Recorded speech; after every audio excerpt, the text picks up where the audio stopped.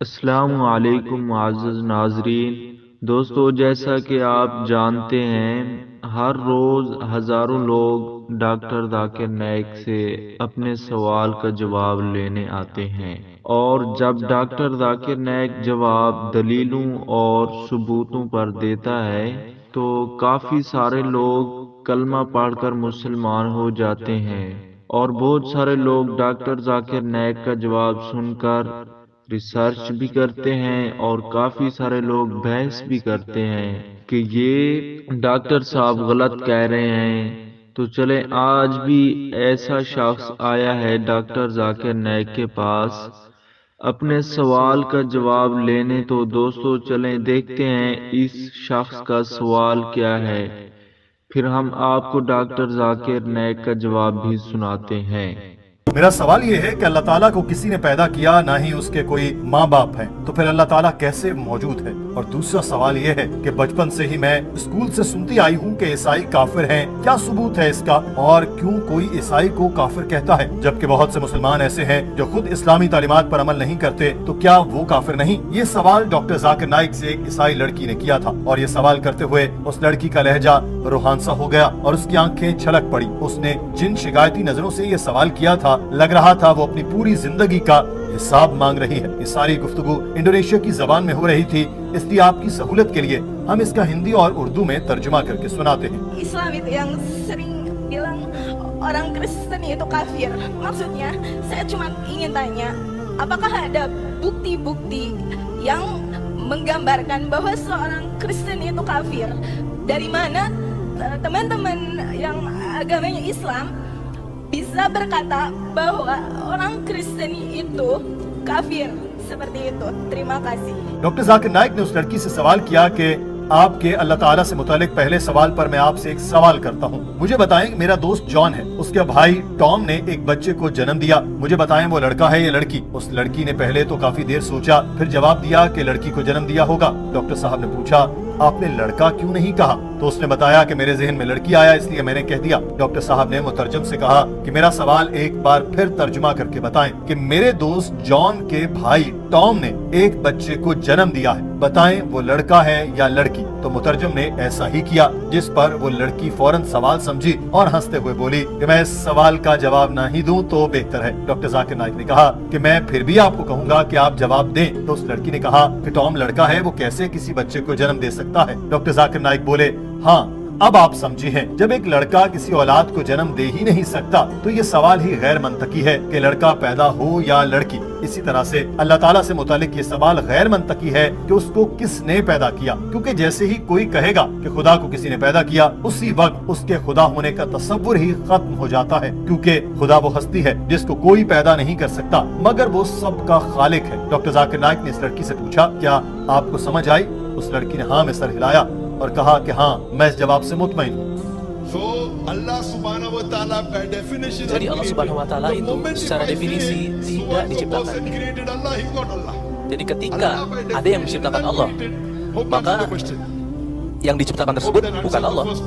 Itu saja. Okay, I'm really understanding. Terima kasih.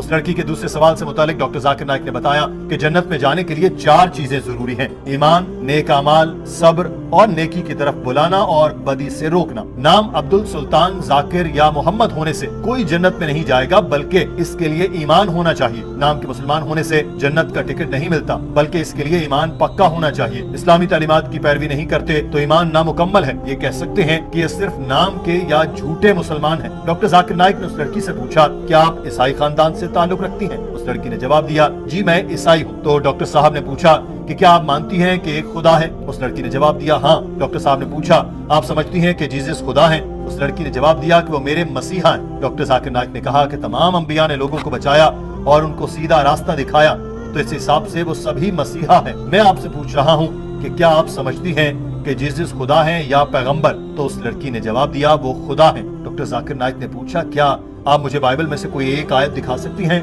या बता सकती हैं जिसमें जीसस ने कहा हो कि मैं खुदा हूँ, मेरी इबादत करो? उस पर उस लड़की ने जवाब दिया कि मैं यहाँ अपने ईमान का दूसरों के ईमान से मवाजना नहीं करना चाहती, बल्कि मैं सिर्फ यहाँ इसलिए आई हूँ कि मुझे इस सवाल के जवाब मिले कि ईसाइयों को काफिर कहना दुरुस्त है या नहीं। डॉक्टर साहब ने ये जवाब सुनकर उस लड़की को समझाने के लिए दूसरा तरीका अपनाया और कहा कि जीसस से मुतालिक कुरान पाक में लिखा है कि वो मुसलमान थे, यानी वो इंसान जो अपनी मर्जी को अल्लाह ताला की मर्जी पर छोड़ दे वो मुसलमान कहलाता है। बाइबल में भी लिखा है कि जीसस ने कहा मेरी नहीं मेरे खुदा की मर्जी, तो साबित होता है कि जीसस मुसलमान थे। अगर तो आप बाइबल की पैरवी करती हैं तो लाजमी जन्नत में जाएंगी और कोई भी आपको काफिर नहीं कह सकता। लेकिन अगर आप चर्च की मानती हैं तो जन्नत में दाखिला मुश्किल है, क्योंकि चर्च ही ये सिखाता है कि जीसस खुदा है। बाइबल में कहीं नहीं लिखा कि जीसस खुदा है। ये सारी गलत बातें चर्च की फैलाई हुई हैं। आपको इन पर अमल नहीं करना चाहिए। इनसे सवाल करना चाहिए कि बाइबल में तो ये नहीं लिखा, तो आप क्यों हमें ये सब बता रहे हैं? इनसे कहें कि बाइबल में जीसस ने कहीं नहीं कहा कि मेरी इबादत करो, या उन्होंने खुदाई का दावा किया हो, तो आप कहां से हमें ये तालीमात दे रहे हैं? आपको बाइबल पर अमल करना चाहिए जो आपकी आसमानी किताब है। डॉक्टर साहब ने बताया कि बाइबल में तो आखिरी नबी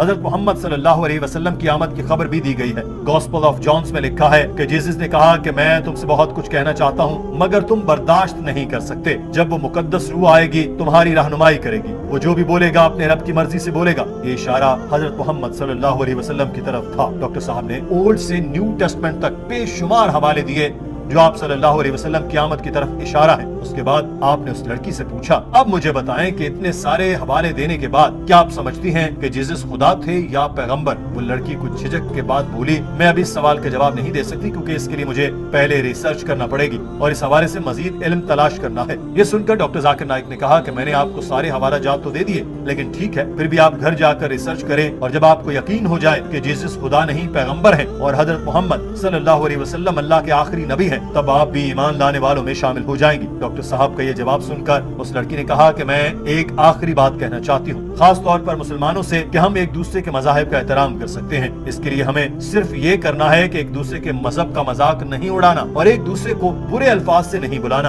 अगर ऐसे हो जाए तो हम एक दूसरे के साथ प्यार मोहब्बत से रह सकते हैं। अपनी बात कहकर उस लड़की ने माइक छोड़ा और जाने लगी तो डॉक्टर साहब दोबारा माइक पर आए और कहा कि हम यहाँ एक दूसरे के मजहब को बुरा नहीं कहने आए, बल्कि हम तो इन चीजों पर बात करने आए हैं जो इस्लाम और ईसाईयत में एक सी है। मैंने आपको ये चीजें मुख्तलिफ हवालों के साथ समझाई हैं, मगर आप नहीं समझेंगी तो फिर इस तरह कोशिश करने का क्या फायदा? मैं आपको बाइबल से ही बता रहा हूँ जो कुरान में भी लिखा है। मैं तो कह रहा हूँ कि जो कुछ भी दोनों किताबों में एक सा है उसको मानते हैं, जो नहीं है उसको कल पर छोड़ देते हैं।